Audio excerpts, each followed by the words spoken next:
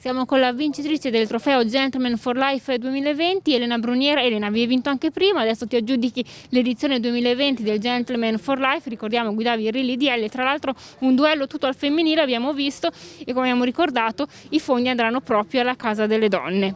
Allora, sono felice di aver vinto, soprattutto penso, essendo donna, per una causa giusta, penso. Sono felice, che dire, duello tra donne, e speriamo che ci sia un futuro migliore per noi. Invece per quanto riguarda la corsa, come sono un po' le emozioni dopo questa vittoria?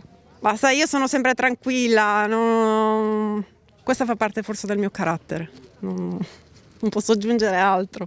Comunque complimenti davvero per questa vittoria, per oggi è tutto, e complimenti anche come sempre ai gentleman, che anche oggi sono stati i protagonisti di questa bellissima giornata di sport e solidarietà.